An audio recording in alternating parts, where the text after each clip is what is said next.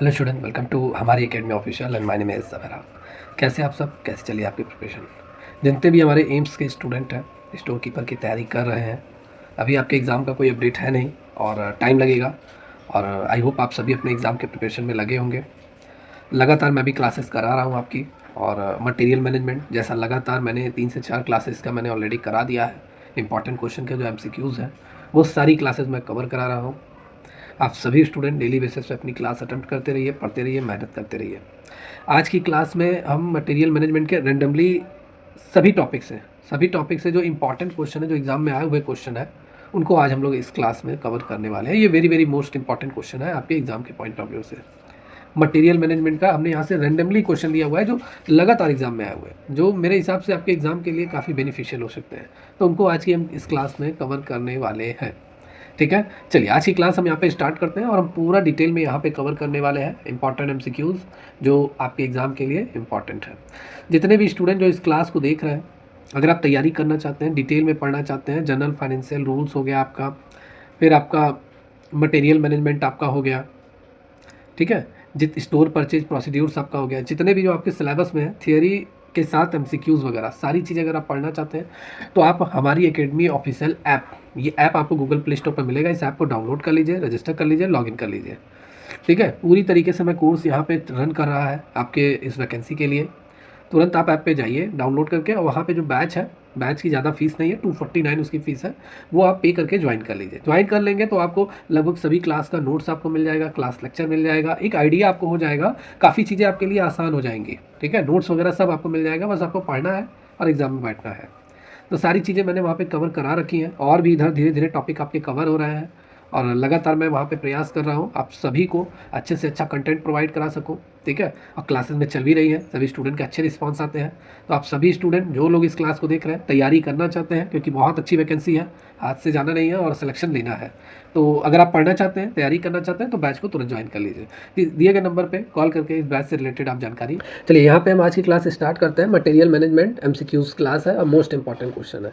पहला क्वेश्चन है यहाँ पे, first question, product life cycle for many product are dash forcing companies to not only become dash to in design but also to communicate changes and needs to supplier and distributor।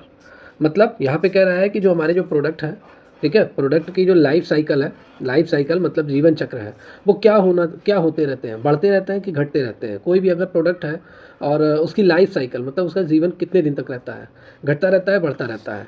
और अगर घटता बढ़ता रहता है तो इन कंपनियों को design में क्या करना पड़ता है, ठीक है, क्या करना पड़ता है, ये इसमें पूछा जा रहा है। जिससे वो अपने सप्लायर को और अपने डिस्ट्रीब्यूटर को, अगर वो डिज़ाइन में कोई परिवर्तन कर रहे हैं, ठीक है, प्रोडक्ट के मैन्युफैक्चरिंग में डिज़ाइन में कोई परिवर्तन कर रहे हैं या आवश्यकताओं को, तो उनको पूरी तरीके से क्या कम्युनिकेट करना पड़ता है, बताना पड़ता है।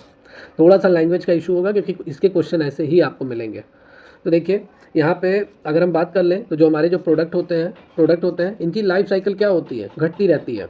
जैसे आप देख लीजिए, अगर आज आपने एक 4G मान लेते हैं 5G फ़ोन आपने ले लिया, 5G फ़ोन 10,000 का, ठीक है, तो अगले साल आपका यही जो 5G फ़ोन है ये 8,000 में बिकना चालू हो जाएगा। क्यों? क्योंकि मार्केट में 5G के और भी न्यू फीचर्स के फ़ोन आ जाएंगे, और ये क्या करेगा, इसको ट्रेंड चलन से बाहर कर देगा, कंपटीशन से। तो इसकी जो वैल्यू हो जाएगी ऑटोमेटिक डाउन हो जाएगी, डेप्रिशिएट हो जाएगी। तो जो प्रोडक्ट की लाइफ साइकिल होती है वो ऑटोमेटिक क्या होती है, घटती रहती है, श्रिंकिंग रैपिडली, एक तरीके से हम कहें श्रिंकिंग रैपिडली। तो यहाँ पे तो दोनों ऑप्शन आपके यहाँ पे सही है। अब यहाँ पे कह रहा है कि forcing companies to not only become in design. अब डिज़ाइन में क्या होना चाहिए, कम लचीलापन होना चाहिए, अधिक लचीलापन होना चाहिए। देखिए, अब अगर आप एक मैन्युफैक्चरर हैं तो आपको हर साल अपने प्रोडक्ट को अपडेट करना चाहिए, अपडेट करना पड़ता है, जिससे आप मार्केट में बने रहेंगे।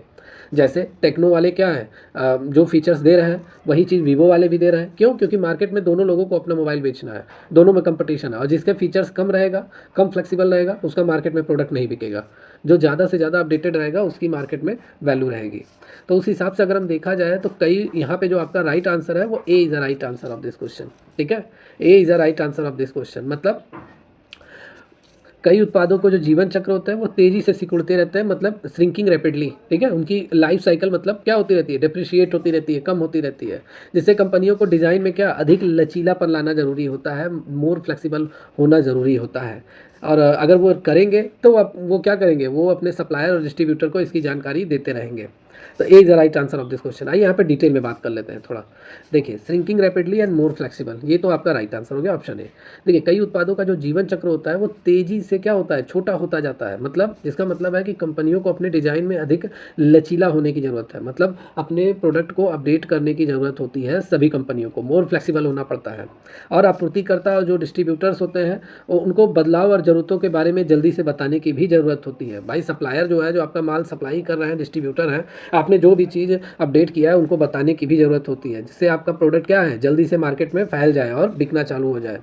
तो अगर हम यहाँ पे एग्जांपल से बात कर लें, एग्जांपल यहाँ पे देखिए, सोचिए कि स्मार्टफोन इंडस्ट्री की अगर बारे में हम बात कर लेते हैं, स्मार्टफोन इंडस्ट्री के बारे में। तो स्मार्टफोन के जीवन चक्र क्या हो रहा है, श्रिंकिंग हो रहा है रैपिडली, तेज़ी से इसकी जो लाइफ साइकिल है वो कम होती जा रही है। क्यों? क्योंकि नए मॉडल बहुत तेज़ी से लॉन्च हो रहे हैं। आप देखते हैं हर साल कोई ना कोई मॉडल का फ़ोन लॉन्च होता रहता है।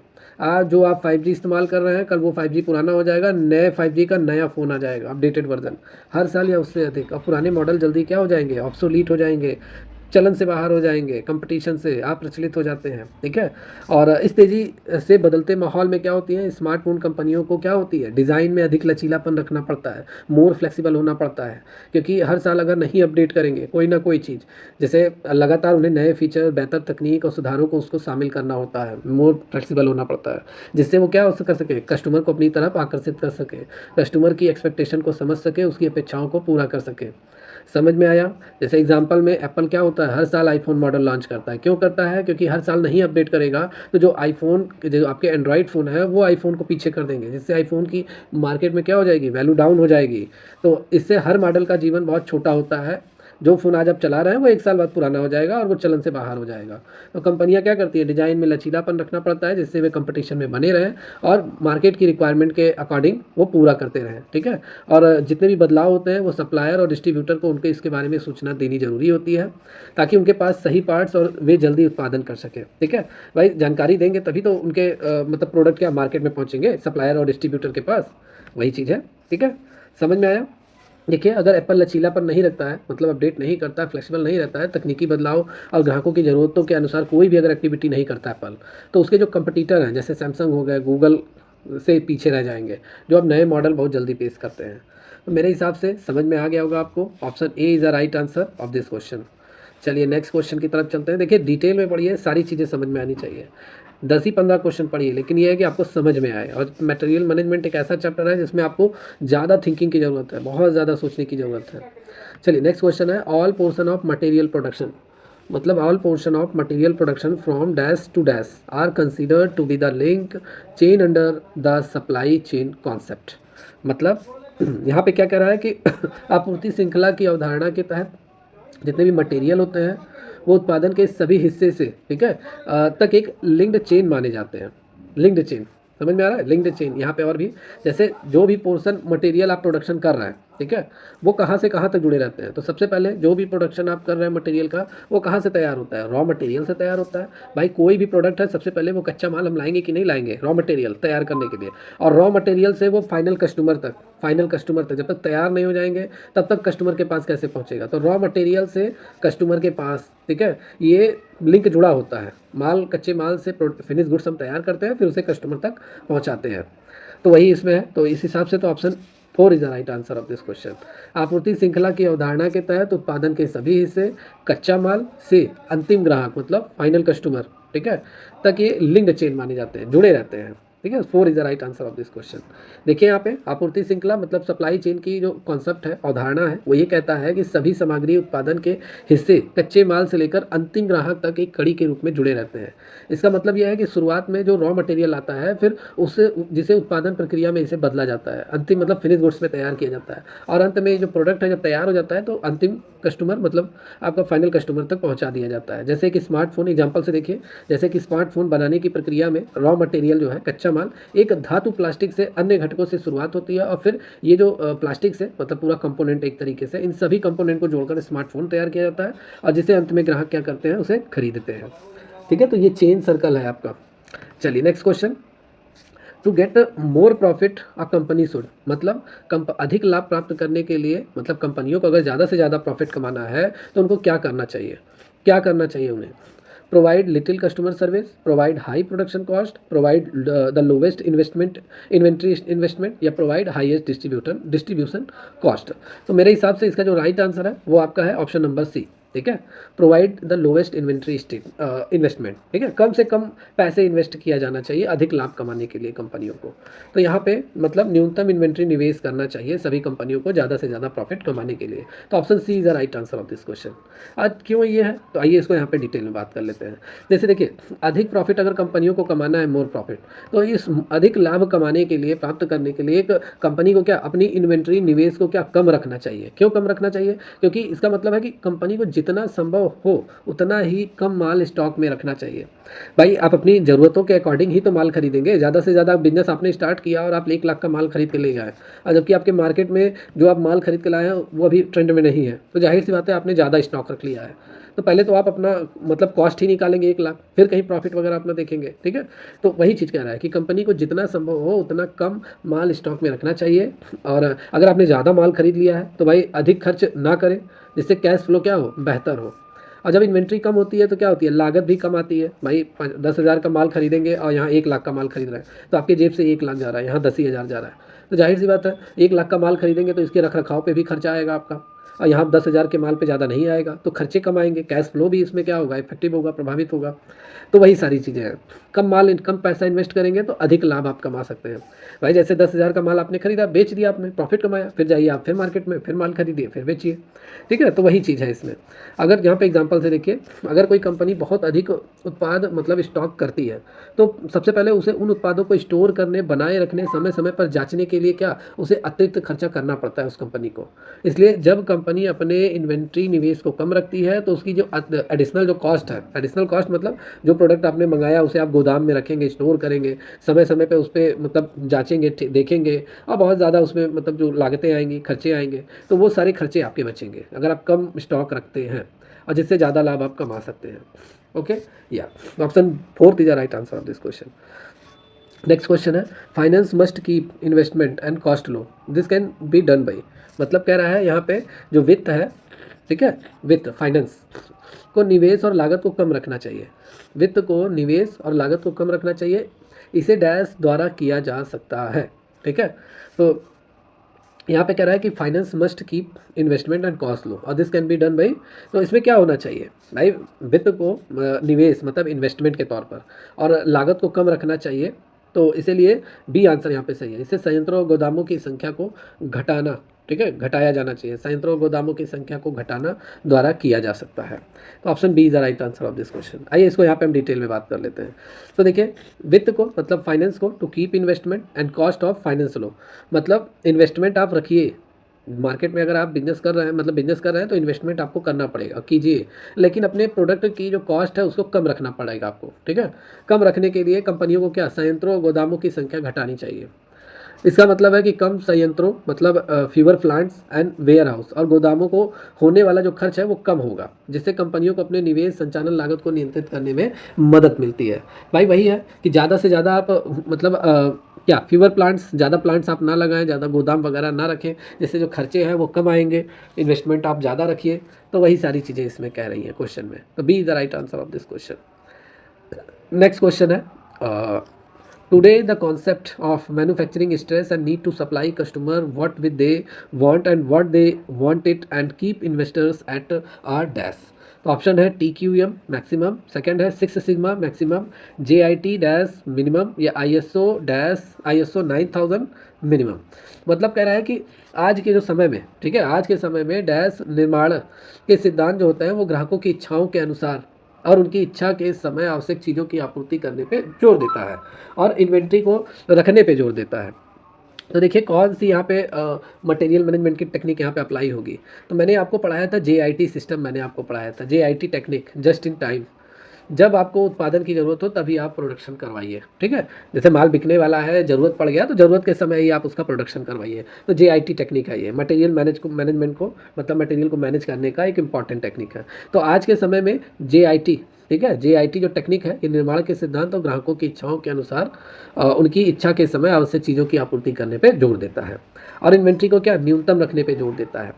जैसे JIT सिस्टम, JIT टेक्निक कहता क्या है जैसे 1 लाख माल की अगर आपको ज़रूरत है तो 1 लाख का ही प्रोडक्शन कराइए, ज़्यादा नहीं उड़ी उड़ाई 10 लाख 15 लाख का, ठीक है? जितना ज़रूरत है बस उतना आप बिज़नेस में लाइए उसे। तो वही चीज़ इसमें कह रहा है। तो option C is the right answer of this question. Detail में बात कर लेते हैं। जैसे आज के समय में JIT मतलब जस्ट इन टाइम, ये जो है ये मैन्युफैक्चरिंग के सिद्धांत पर जोर दिया जाता है। जैसे ग्राहकों की इच्छा के अनुसार, भाई ग्राहक की रिक्वायरमेंट और ग्राहक की जो इच्छाएँ हैं वो समय समय पर बदलती रहती हैं।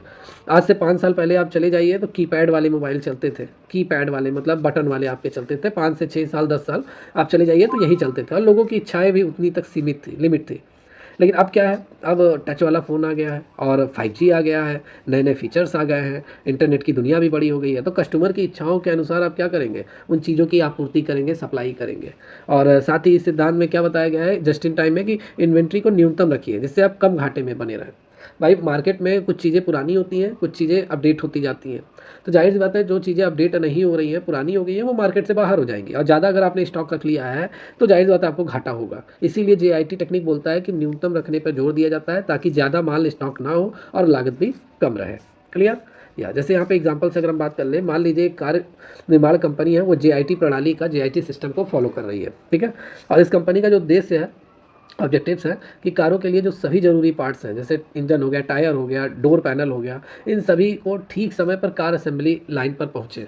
जिससे इसके लिए उन पार्ट्स को केवल जब ज़रूरत हो तभी आप मंगाइए, ठीक है? ज़्यादा स्टॉक रखने की ज़रूरत नहीं है, ठीक है? तो यही सारी चीज़ है। अगर कंपनी ने JIT सिद्धांत का पालन किया है तो इसका मतलब है कि अपनी इन्वेंट्री को वो न्यूनतम रखेगी और जितनी ज़रूरत सामग्री होगी उतना ही वो मंगवाएगी। जिससे कार को बनाने में तत्काल आवश्यकता होती है, बस उतना ही वो माल मंगाएगी और स्टॉक की लागत भी इससे कम आएगी और बिना काम के माल को रखने की आवश्यकता भी नहीं होगी। भाई ज़्यादा स्टॉक रखकर हम क्या करेंगे जब उतना प्रोडक्शन हो ही नहीं रहा है। तो अगर मान लेते हैं जितना प्रोडक्शन है बस उतना ही माल आप रॉ मटेरियल मंगवा के रखिए। चलिए next question. Dash and dash are cost that increase और decrease with the quantity sold, ठीक है?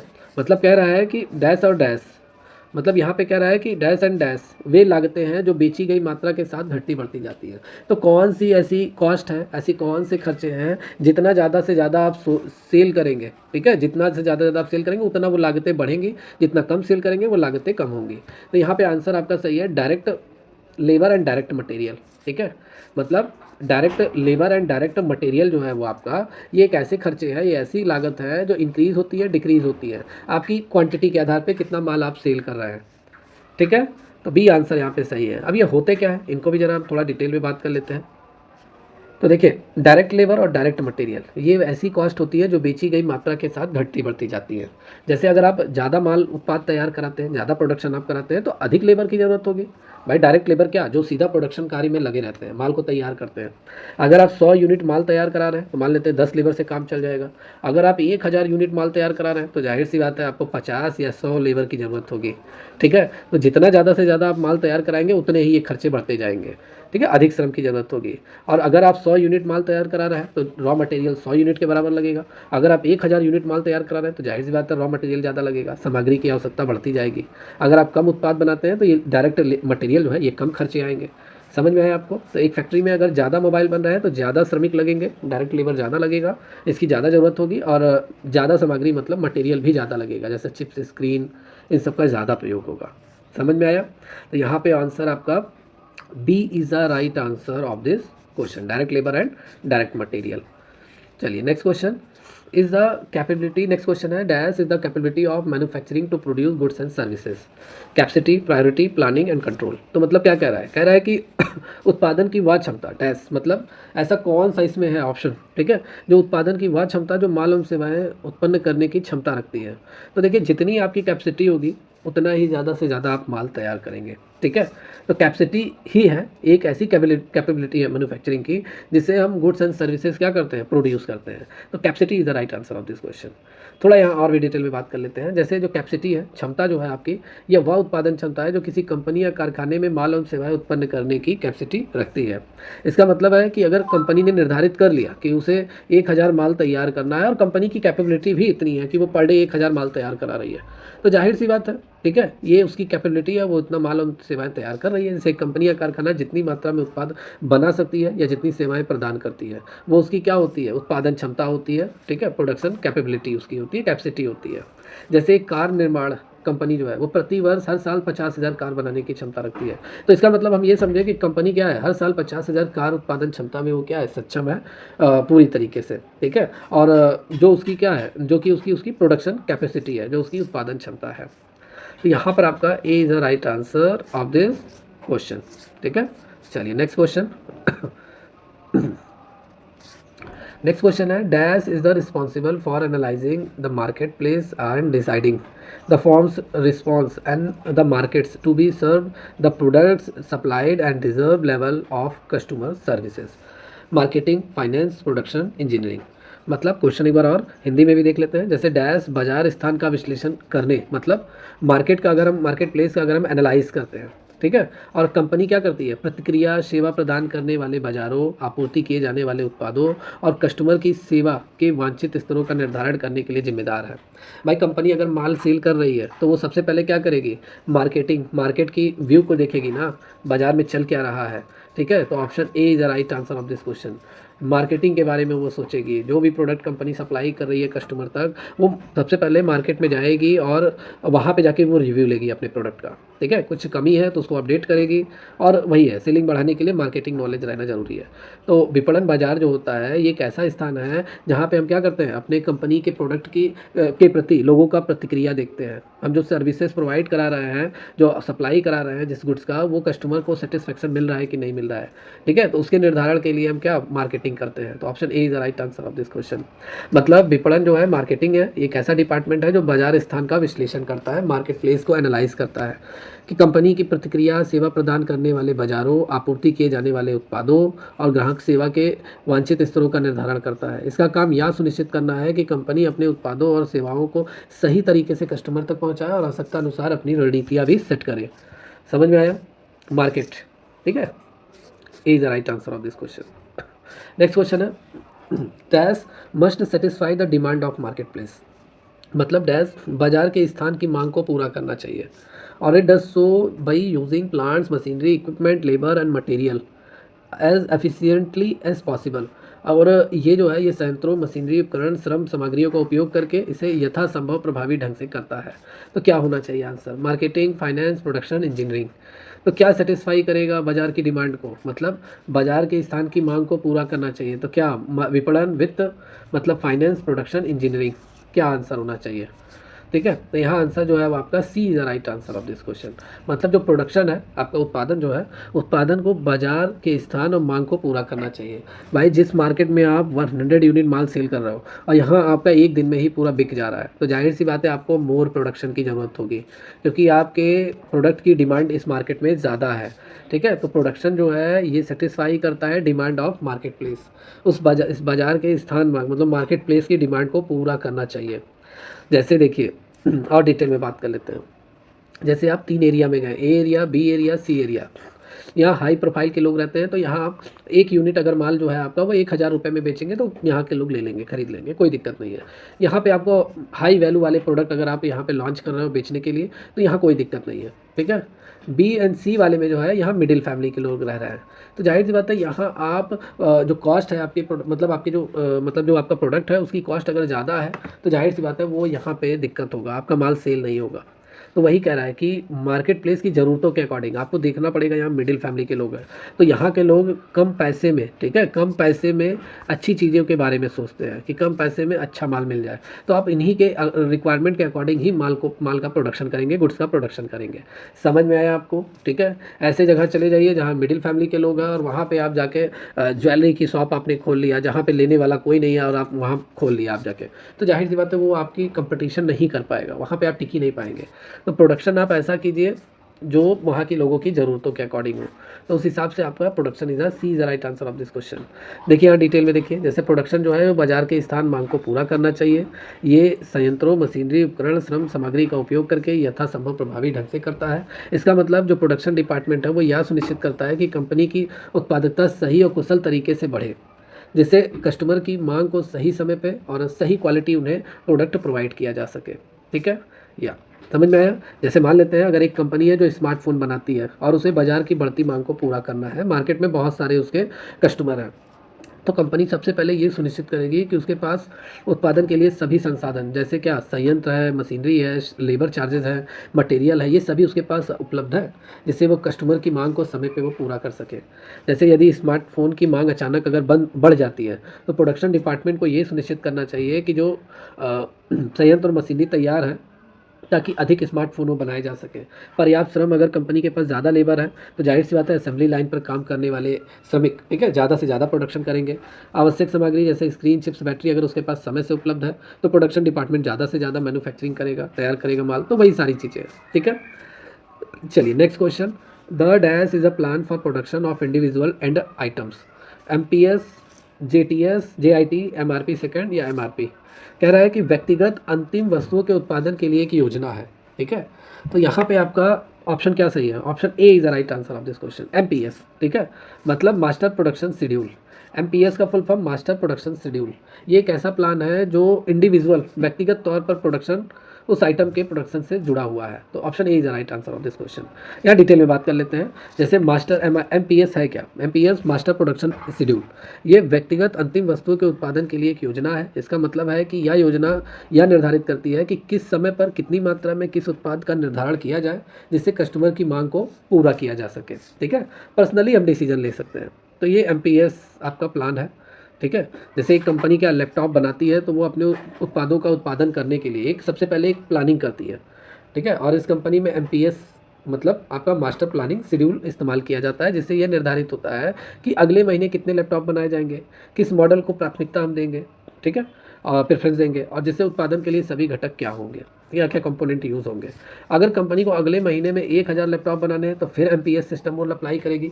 1000 लैपटॉप के प्रोडक्शन करने के लिए उसे किस समय उसे प्रोडक्शन करना है, कितने असेंबली, मतलब उनकी असेंबली कैसी होगी, हर दिन कितने लैपटॉप बनाने पड़ेंगे, जिससे सही समय पे कस्टमर तक वो सप्लाई हो सके। तो MPS सिस्टम जो होता है ये व्यक्तिगत रूप से, ठीक है, अंतिम वस्तुओं जैसे लैपटॉप हमने तैयार करा लिया रॉ मटेरियल से फिनिश गुड्स तक, उसकी एक उत्पादन की योजना है, ठीक है। चलिए next question. Dash purchasing and dash represent the implementation and control phase of the production planning and control system। Production activity control, PAC, material requirement planning, MRP, JIT मतलब जस्ट इन टाइम या marketing मतलब खरीदारी, और ऐसी कौन सी उत्पादन योजना है और नियंत्रण प्रणाली के कार्यान्वयन नियंत्रण चरण को स्पष्ट करता है। थोड़ा सा मैं कह सकता हूँ क्वेश्चन का जो मतलब यहाँ पे जो क्वेश्चन है समझने में दिक्कत होगा, क्योंकि इसके लैंग्वेज ऐसे ही रहते हैं मटेरियल मैनेजमेंट के, लेकिन समझेंगे तो सब समझ में आ जाएगा। तो खरीदारी और कौन सी उत्पादन योजना है जो नियंत्रण प्रणाली के कार्यान्वयन और नियंत्रण चरण का क्या प्रतिनिधित्व करता है। तो यहाँ आंसर आपका PAC मतलब option A is the right answer of this question. Production activity control, planning मतलब purchasing and production activity control, ये रिप्रेजेंट करता है implementation and control phase of production planning and control system. Option A is the right answer of this question, ठीक है। यहाँ detail में बात कर लेते हैं। खरीदारी और उत्पादन गतिविधि नियंत्रण मतलब प्रोडक्शन एक्टिविटी कंट्रोल, ये उत्पादन योजना और नियंत्रण प्रणाली के कार्यान्वयन और कंट्रोलिंग सिस्टम को क्या करता है, प्रतिनिधित्व करता है। इसका मतलब है PAC उत्पादन प्रक्रिया को नियंत्रित करने और सुनिश्चित करने के लिए जिम्मेदार है, जिससे उत्पादन मतलब प्रोडक्शन सही समय पे सही तरीके से हो और सभी सामग्रियाँ और संसाधन उसके पास उपलब्ध हो। जैसे एग्जाम्पल से, जैसे एक कंपनी जो मोबाइल फ़ोन बनाती है वह खरीदारी और उत्पादन गतिविधि नियंत्रण का उपयोग करती है, ठीक है, और ताकि वह अपनी उत्पादन प्रक्रिया को सही तरीके से चला सके, ठीक है। या तो वही चीज़ें हैं यहाँ पे, ये आप पढ़ लेना। मैं नोट्स आप सभी लोगों को मिल जाएगा, जितने लोगों ने बैच ज्वाइन कर रखा है उनको इस क्लास का नोट्स मिल जाएगा। क्लास लेक्चर भी आपके प्लेलिस्ट में अपडेट कर दिया जाएगा। तो जो लोग तैयारी करना चाहते हैं तुरंत बैच ज्वाइन करके तैयारी स्टार्ट कर दीजिए। चलिए next question. A dash strategy means producing the amount of demanded at any given time, मतलब ऐसी कौन सी स्ट्रेटजी है जिसका मतलब है कि producing amount demanded at any given time, मतलब ऐसी कौन सी रणनीति है जिसका मतलब होता है कि किसी भी समय मांगी गई मात्रा का उत्पादन किया जाए, जितना ज़रूरत हो सिर्फ उतना ही प्रोडक्शन किया जाए, उससे ज़्यादा नहीं। तो कौन सी रणनीति है? प्रोडक्शन लेवलिंग, चेज, सब कॉन्ट्रैक्टिंग या TQM, ठीक है। तो यहाँ पे तो आंसर आपका बी सही है, ठीक है। बी मतलब क्या? चेज सिस्टम, ठीक है, चेज सिस्टम। अ चेज स्ट्रेटजी जो है means producing the amount demanded at any time, मतलब चेज स्ट्रेटजी रणनीति अपनाई जाती है, जितना माल की ज़रूरत है उतना ही प्रोडक्शन किया जाए। तो option B is the right answer of this question. देखिए चेज रणनीति होता क्या है, डिटेल में बात कर लें तो चेज स्ट्रेटजी मतलब रणनीति, इसका मतलब होता है किसी भी समय मांगी गई मात्रा का उत्पादन किया जाता है। इसका मतलब उत्पादन को ग्राहक की मांग के अनुसार हम क्या करते हैं, समायोजित करते हैं, ताकि जितना माल ग्राहक को चाहिए सिर्फ हम उतना ही प्रोडक्शन करेंगे। इस रणनीति का उद्देश्य स्टॉक जमा करने के बजाय ग्राहकों की ज़रूरतों को पूरा करना होता है। जैसे अगर किसी कंपनी को हर हफ्ते 100 स्मार्टफ़ोन बनाने हैं, तो सबसे पहले कंपनी क्या करेगी, ग्राहक की मांग के हिसाब से वो उत्पादन करेगी, और कंपनी जितना भी मतलब कस्टमर की मांग है उसी के अकॉर्डिंग वो चेज़ स्ट्रेटजी अपनाएगी और हफ्ते के हिसाब से वो उतना स्मार्टफ़ोन का प्रोडक्शन करेगी। जैसे एक कंपनी को एक 7 दिन में 700 एंड्रॉयड फ़ोन बनाने हैं, ठीक है, तो जाहिर बात है वो पर डे के हिसाब से 100 फ़ोन डेली बनाएगी। यही है आपका चेज़ स्ट्रेटजी, ठीक है। तो यहाँ पे आपका B is the right answer of this question. कैसी लगी क्लास कमेंट करके ज़रूर बताइए। आज की क्लास में इतना ही। जितने भी स्टूडेंट जो इस क्लास को देख रहे हैं लाइक एंड सब्सक्राइब कर लीजिए अगर चैनल पे पहली बार आए हैं। और कैसी लगी क्लास कमेंट करके ज़रूर बताइए। कुछ पूछना है कमेंट बॉक्स में टाइप कर दीजिए, सारे आंसर आपको मिल जाएंगे। बाकी जितने भी स्टूडेंट अगर तैयारी करना चाहते हैं, जैसा आप स्क्रीन पे भी देख रहे हैं, आप सभी लोग ये बैचेस चल रहे हैं आपके, तुरंत हमारी एकेडमी ऑफिशियल ऐप आप डाउनलॉड कर लीजिए गूगल प्ले स्टोर से, रजिस्टर लॉगिन करके आप इस बैच से जुड़ सकते हैं। कंप्लीट थियरी एमसीक्यू आपको नोट्स वगैरह सब मिल जाएगा, और जल्दी हम लोग इसके मॉक टेस्ट भी हम लोग अपडेट करा देंगे, ठीक है। और जल्दी अपडेट हो जाएगा, मॉक टेस्ट भी आप लगा लेंगे इस मतलब कोर्स के साथ, आपको मॉक टेस्ट भी मिल जाएगा। ओके, तो मिलते हैं कल की क्लास में कुछ इंपॉर्टेंट टॉपिक के साथ। Take care, good bye.